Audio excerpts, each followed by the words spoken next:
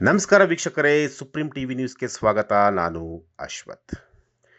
ವೀಕ್ಷಕರೇ, ರಾಜ್ಯದಲ್ಲಿ 2 ಕ್ಷೇತ್ರಗಳಿಗೆ ಈಗ ಬೈ ಎಲೆಕ್ಷನ್ ನಡೀತಿರುವಂಥದ್ದು.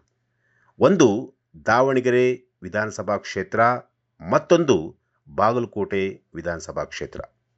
ದಾವಣಗೆರೆ ದಕ್ಷಿಣ ವಿಧಾನಸಭಾ ಕ್ಷೇತ್ರ. ಈ 2 ಕ್ಷೇತ್ರಗಳನ್ನು ರಾಜ್ಯದ ಕಾಂಗ್ರೆಸ್ ನಾಯಕರು, ಅದರಲ್ಲೂ ಕೂಡ ಸಿದ್ದರಾಮಯ್ಯ ಹಾಗೂ ಡಿ.ಕೆ. ಶಿವಕುಮಾರ್ ಅವರು ಬಹಳ ಪ್ರತಿಷ್ಠೆಯಾಗಿ ತೆಗೆದುಕೊಂಡಿರುವಂತಹದ್ದು. ಇನ್ನು ಬಿಜೆಪಿಯ ರಾಜ್ಯಾಧ್ಯಕ್ಷರಾಗಿರುವಂತಹ ಬಿ.ವೈ. ವಿಜೇಂದ್ರ ಕೂಡ ಈ 2 ಕ್ಷೇತ್ರಗಳನ್ನು ಬಹಳ ಪ್ರತಿಷ್ಠೆಯಾಗಿ ತೆಗೆದುಕೊಂಡಿರುವಂತಹದ್ದು. ಇಲ್ಲಿ ಒಂದು ವಿಚಾರವನ್ನು ಹೇಳಲೇಬೇಕಾಗುತ್ತೆ. ದಾವಣಗೆರೆ ಬೈ ಎಲೆಕ್ಷನ್ ಇದೆಯಲ್ಲ, ದಾವಣಗೆರೆ ವಿಧಾನಸಭಾ ಅಂದರೆ ದಾವಣಗೆರೆ ದಕ್ಷಿಣ ವಿಧಾನಸಭಾ ಕ್ಷೇತ್ರದ ಈ ಒಂದು ವಿಚಾರಕ್ಕೆ ಬರೋದಾದರೆ, ಇಲ್ಲಿ ಜಮೀರ್ ಅವರ ಪಾತ್ರ ಬಹಳ ಪ್ರಾಮುಖ್ಯತೆಯನ್ನು ಪಡೆದಿತ್ತು. ಜಮೀರ್ ಅವರು ಬೈ ಎಲೆಕ್ಷನ್ ಪ್ರಚಾರಕ್ಕೆ ಬರ್ತಾರೆ. ಜಮೀರ್ ಅವರು ಬೈ ಎಲೆಕ್ಷನ್ ಪ್ರಚಾರಕ್ಕೆ ಬಂದರೆ ಕಾಂಗ್ರೆಸ್ ಅಭ್ಯರ್ಥಿ ಸಮರ್ಥ್ ಅವರು ಈಸಿಯಾಗಿ ಗೆದ್ದು ಬಿಡ್ತಾರೆ ಅನ್ನೋ ಒಂದು ಮಾತು ಕೂಡ ಇತ್ತು. ಆದರೆ ಅದೆಲ್ಲವೂ ಕೂಡ ಈಗ ಕಂಪ್ಲೀಟಾಗಿ ಉಲ್ಟಾ ಆಗಿರುವಂತಹದ್ದು. ಅಂದರೆ ಜಮೀರ್ ಅವರು ಈಗಾಗಲೇ ತಮ್ಮ ಸಮುದಾಯಕ್ಕೆ, ತಮ್ಮ ಸಮುದಾಯದ ನಾಯಕರಿಗೆ ಟಿಕೆಟನ್ನು ಕೊಟ್ಟಿಲ್ಲ ಅಂತೇಳಿ ಮುನಿಸಿಕೊಂಡಿರುವಂತಹದ್ದು.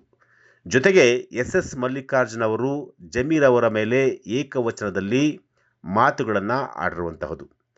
ಈ 2 ವಿಚಾರ ಜಮೀರ್ ಅವರು ಬಹಳ ಪ್ರತಿಷ್ಠೆಯಾಗಿ ತೆಗೆದುಕೊಂಡಿರುವಂಥದ್ದು. ಅಂದರೆ ಈ 2 ವಿಚಾರದಿಂದ ಜಮೀರ್ ಅವರ ಮನಸ್ಸು ಎಲ್ಲೋ ಒಂದು ಕಡೆ ನೊಂದು ಹೋಗಿರುವಂತಹದ್ದು. ಅಲ್ಪಸಂಖ್ಯಾತರ ನಾಯಕ ಅಂತ ಯಾರಾದರೂ ಗುರುತಿಸಿಕೊಂಡಿದ್ರೆ ಅದು ರಾಜ್ಯದಲ್ಲಿ ಜಮೀರ್ ಅಹಮದ್ ಖಾನ್ ಅವರು.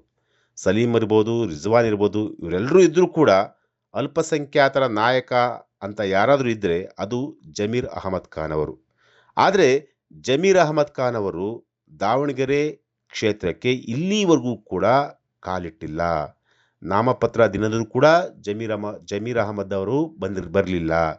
ಜೊತೆಗೆ ಪೈಲ್ವಾನ್ ಅವರನ್ನು ಮನವೊಲಿಸಬೇಕಾಯಿತು, ಆ ಕೆಲಸವನ್ನು ಕೂಡ ಮಾಡಲಿಲ್ಲ. ಆದರೆ ಇಲ್ಲಿವರೆಗೂ ಕೂಡ ಜಮೀರ್ ಅವರು ದಾವಣಗೆರೆ ಕಡೆ ಮುಖ ಕೂಡ ಮಾಡಿ ನೋಡಿಲ್ಲ.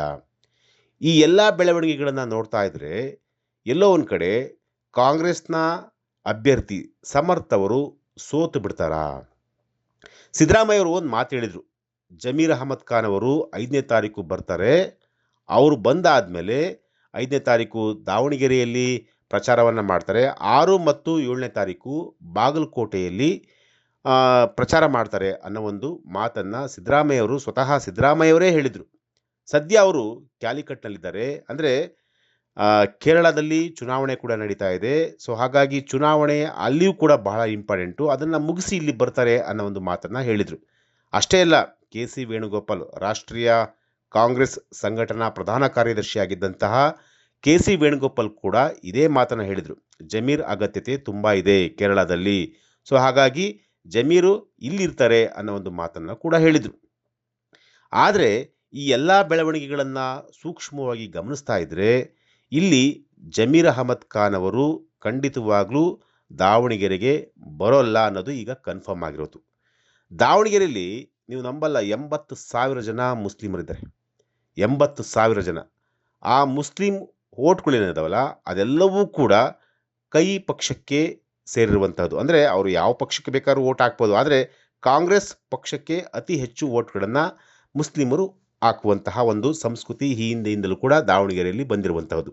ಆದರೆ ಈಗ ಜಮೀರ್ ಅಹಮದ್ ಖಾನ್ ಅವರು ಈ ಕ್ಷೇತ್ರಕ್ಕೆ, ದಾವಣಗೆರೆ ಕ್ಷೇತ್ರಕ್ಕೆ ಬರದೇ ಇರುವುದು ಎಲ್ಲ ಒಂದು ಕಡೆ ಸಮರ್ಥ ಸೋಲಿಗೆ ಕಾರಣ ಆಗುತ್ತಾ? ಯಾಕೆಂತಂದರೆ ಎಸ್ ಮಲ್ಲಿಕಾರ್ಜುನ್ ಅವರು ಒಂದು ಮಾತನ್ನು ಹೇಳಿದರು. ಅಂದರೆ ಅವ್ರಿಗೆ ಏಕವಚನದಲ್ಲೂ ಕೂಡ ಜಮೀರ್ ಅವರ ಬಗ್ಗೆ ಏಕವಚನದಲ್ಲೂ ಕೂಡ ಮಾತನಾಡಿದರು. ಜಮೀರ್ ಅವರು ಏನು ಚುನಾವಣೆ ಪ್ರಚಾರಕ್ಕೆ ಬರದೇ ಇದ್ದರೂ ಕೂಡ ನಡೆಯುತ್ತೆ ಅನ್ನೋ ಒಂದು ಮಾತನ್ನು ಕೂಡ ಹೇಳಿದರು. ಆ ಮಾತು ಎಲ್ಲ ಒಂದು ಕಡೆ ಜಮೀರ್ ಅವರಿಗೆ ಬಹಳ ಇರುಸು ಮುರುಸಾಗಿತ್ತು. ಜೊತೆಗೆ ಅದು ಎಲ್ಲ ಒಂದು ಕಡೆ ನೋವನ್ನು ಉಂಟು ಮಾಡಿತ್ತು. ಅದೇ ಮಾತಿಗೋಸ್ಕರ ಜಮೀರ್ ಅಹಮದ್ ಖಾನ್ ಅವರು ಈಗ ದಾವಣಗೆರೆ ಕ್ಷೇತ್ರಕ್ಕೆ ಬರ್ತಾ ಇಲ್ವಾ ಅನ್ನೋದು ಕೂಡ ಇಲ್ಲಿರುವಂತಹ ಪ್ರಶ್ನೆ. ಹಾಗಾದರೆ ಜಮೀರ್ ಅವರು ಬರದೇ ಇದ್ದರೆ ಸಮರ್ಥ್ ಅವರು ಸೋತು ಬಿಡ್ತಾರಾ? ಗೊತ್ತಿಲ್ಲ, ಏನಾಗುತ್ತೋ ಗೊತ್ತಿಲ್ಲ. ಇನ್ನೇನು ಚುನಾವಣೆ ಫಲಿತಾಂಶ ಬಹಳ ಹತ್ತಿರದಲ್ಲಿದೆ. ಚುನಾವಣೆ ಆದ ನಂತರ ಫಲಿತಾಂಶ ಕೂಡ ಬರುತ್ತೆ. ಅದಾದ ನಂತರ ಏನು ಜಮೀರ್ ಅವರ ನಡವಳಿಕೆಯಿಂದ ಅಲ್ಪಸಂಖ್ಯಾತರು ಅಂದರೆ ಅಲ್ಪಸಂಖ್ಯಾತ ಮತಗಳು ಏನಾದರೂ ಛಿದ್ರವಾಗ್ತವ ಅಥವಾ ಎಸ್ ಮಲ್ಲಿಕಾರ್ಜುನ ಅವರ ಮಾತು ಆ ಮಾತನ್ನ ಅಲ್ಪಸಂಖ್ಯಾತ ಮತದಾರರು ತುಂಬ ಸೀರಿಯಸ್ ಆಗಿ ತೆಗೆದುಕೊಳ್ತಾರಾ ಗೊತ್ತಿಲ್ಲ, ಅದೇನಾಗುತ್ತೋ ಗೊತ್ತಿಲ್ಲ. ಆದರೆ ಸದ್ಯಕ್ಕಂತೂ ಜಮೀರ್ ಅಹಮದ್ ಖಾನ್ ಅವರ ನಡೆಯಿಂದ ಕಾಂಗ್ರೆಸ್ ಪಕ್ಷದ ಅಭ್ಯರ್ಥಿಗೆ ಹಿನ್ನಡೆ ಆಗೋದು ಅದರಲ್ಲಿ ಡೌಟ್ ಇಲ್ಲ ಅಂತ ಹೇಳ್ಬೋದು.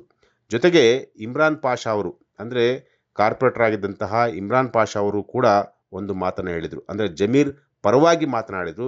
ಎಸ್ ಮಲ್ಲಿಕಾರ್ಜುನ್ ಅವರು ಸಾರಿ ಕೇಳಬೇಕು, ಆಗ ಮಾತ್ರ ಚುನಾವಣಾ ಪ್ರಚಾರಕ್ಕೆ ಜಮೀರ್ ಅವರು ಬರ್ತಾರೆ ಅಂತ ಒಂದು ಮಾತನ್ನು ಹೇಳಿದರು.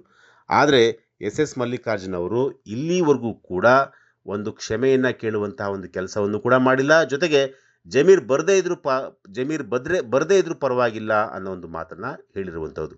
ಸೊ ಈ ಎಲ್ಲ ವಿಚಾರಗಳನ್ನು ತುಂಬ ಸೂಕ್ಷ್ಮವಾಗಿ ಗಮನಿಸ್ತಾ ಹೋಗಿತ್ತು ಅಂತಂತಂದರೆ ಈ ಬಾರಿ ಅಲ್ಪಸಂಖ್ಯಾತ ಮತಗಳು ಶಾಮನೂರು ಶಿವಶಂಕರಪ್ಪ ಅವರ ಕುಟುಂಬಕ್ಕೆ ಕೈ ಕೊಡುವಂತಹ ಒಂದಷ್ಟು ಮುನ್ಸೂಚನೆ ಎದ್ದು ಕಾಣ್ತಾ ಇದೆ ಅಂದರೂ ಕೂಡ ತಪ್ಪಾಗಲಿಕ್ಕಿಲ್ಲ.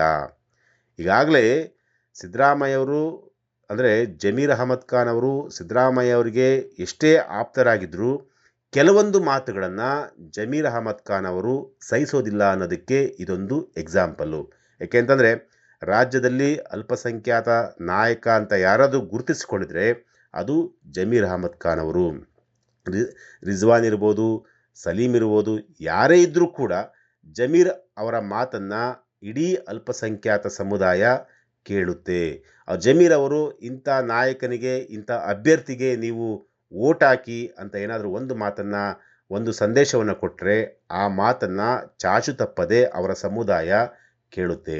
ಸೊ ಇಂಥದ್ರಲ್ಲಿ ಎಸ್ ಮಲ್ಲಿಕಾರ್ಜುನ್ ಅವರು ಎಲ್ಲೋ ಒಂದು ಕಡೆ ಮೈ ಮೇಲೆ ಎಳೆದುಕೊಂಡ್ರ, ಅಂದರೆ ಜಮೀರ್ ಅವರನ್ನು ವಿರೋಧ ಕಟ್ಕೊಂಡು ಒಂದು ಸ್ವಲ್ಪ ಮೈ ಮೇಲೆ ಎಳೆದುಕೊಂಡ್ರ ಅಂತ ಈ ಒಂದು ಪ್ರಕರಣದಲ್ಲಿ ಕಾಣ್ತಾ ಇರುವಂಥದ್ದು. ಸದ್ಯಕ್ಕೆ ಈಗ ಏನು ಡಿ ಕೆ ಶಿವಕುಮಾರ್ ಆಗಿರ್ಬೋದು, ಸಿದ್ದರಾಮಯ್ಯ ಆಗಿರ್ಬೋದು, ಎಲ್ಲರೂ ಕೂಡ ದಾವಣಗೆರೆಯಲ್ಲಿ ಬೀಡು ಬಿಟ್ಟಿರುವಂಥದ್ದು. ಸೊ ದಾವಣಗೆರೆಯಲ್ಲಿ ಏನಾಗುತ್ತೋ ಗೊತ್ತಿಲ್ಲ. ಅಂದರೆ ಈಗಾಗಲೇ ಏನು ಸಮರ್ಥ್ ಬಹಳ ಬಿರುಸಿನಿಂದ ಪ್ರಚಾರವನ್ನು ಕೂಡ ಮಾಡ್ತಿರುವಂತಹದ್ದು. ಹೇಗಾದರೂ ಮಾಡಿ ಈ ಬಾರಿ ಗೆಲ್ಲಲೇಬೇಕು ಅಂತ ಶಪಥವನ್ನು ತೊಟ್ಟಿದ್ದಾರೆ ಎಸ್ ಮಲ್ಲಿಕಾರ್ಜುನ್ ಅವರು. ತಮ್ಮ ಮಗನ ಭವಿಷ್ಯಕ್ಕಾಗಿ ಅವರು ಕೂಡ ಬಹಳ ಶಪಥವನ್ನು ತೊಟ್ಟಿದ್ದಾರೆ. ಆದರೆ ಎಲ್ಲೋ ಒಂದು ಕಡೆ ಜಮೀರ್ ಅವರನ್ನು ವಿರೋಧ ಕಟ್ಟಿಕೊಂಡು ತಮ್ಮ ಮಗನ ಒಂದು ಗೆಲುವಿಗೆ ಎಲ್ಲೋ ಒಂದು ಕಡೆ ಸ್ವಲ್ಪ ಏನಾದರೂ ಹಿನ್ನಡೆ ಆಗ್ಬೋದಾ ಅನ್ನೋದು ಮುಂಬರುವಂತಹ ದಿನಗಳಲ್ಲಿ ರಿಸಲ್ಟ್ ಬಂದಾದಮೇಲೆ ಗೊತ್ತಾಗುತ್ತೆ. ಸದ್ಯಕ್ಕಂತೂ ಜಮೀರ್ ಅಹಮದ್ ಖಾನ್ ಅವರು ದಾವಣಗೆರೆ ಕ್ಷೇತ್ರಕ್ಕೆ ಮುಖ ಮಾಡಿ ಕೂಡ ನೋಡಲ್ಲ ಅನ್ನೋದು ಈಗ ಸದ್ಯಕ್ಕೆ ಬಂದಿರುವಂತಹ ಮಾಹಿತಿ. ಈಗಾಗಲೇ ಸದ್ಯಕ್ಕೆ ಏನು ಅವರು ಕೇರಳದಲ್ಲಿದ್ದಾರೆ, ಕೇರಳದಲ್ಲಿ ಕೂಡ ಒಂದು ಎಲೆಕ್ಷನ್ ಕೂಡ ನಡೀತಾ ಇರೋದ್ರಿಂದ ಸೊ ಅಲ್ಲಿ ಮುಸಲ್ಮಾನ್ ಮತದಾರರು ಜಾಸ್ತಿ ಇದ್ದಾರೆ. ಸೊ ಹಾಗಾಗಿ ಅಲ್ಲಿ ಜಮೀರ್ ಅವರ ಅಗತ್ಯ ತುಂಬ ಇದೆ ಅಂತೇಳಿ ಈಗಾಗಲೇ ಕೆ.ಸಿ. ವೇಣುಗೋಪಾಲ್ ಅವರೇ ಸ್ಪಷ್ಟವಾಗಿ ಹೇಳಿದ್ದಾರೆ. ಸೊ ಹಾಗಾಗಿ ದಾವಣಗೆರೆ ಬೈ ಎಲೆಕ್ಷನ್ನು ಏನಾಗುತ್ತೆ ಅನ್ನೋದನ್ನು ನಾವು ಕಾದು ನೋಡಬೇಕಾಗುತ್ತೆ. ಇದು ಇವತ್ತಿನ ವಿಚಾರ. ನಾಳೆ ಮತ್ತೊಂದು ವಿಚಾರದೊಂದಿಗೆ ನಾನು ನಿಮ್ಮನ್ನು ಭೇಟಿ ಆಗ್ತೀನಿ. ನಿರಂತರ ಸುದ್ದಿಗಾಗಿ ನೋಡ್ತಾ ಇರಿ ಸುಪ್ರೀಂ ಟಿವಿ ನ್ಯೂಸ್.